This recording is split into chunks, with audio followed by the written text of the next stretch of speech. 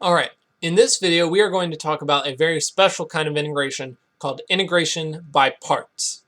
So this method effectively is designed to undo the product rule. Alright, if you remember the product rule of derivatives, we're basically using that to undo something.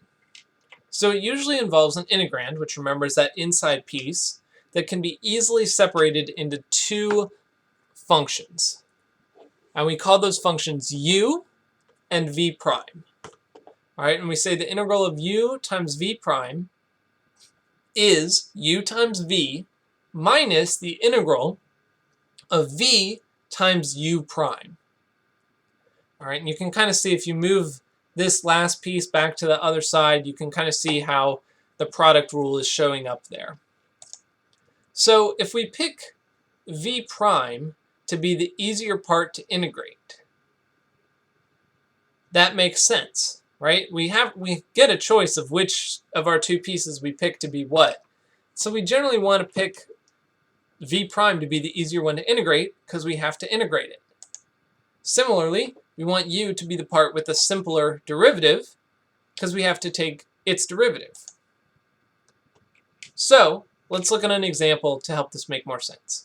If we have this integral of x times e to the x dx, we're going to let v prime be e to the x and u be x. Why? Well, in this x times e to the x, it's pretty easy to see there's two separate pieces, right? There's x and e to the x.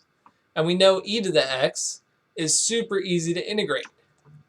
And we know that x has a super simple derivative, right? The integral of e to the x is just e to the x.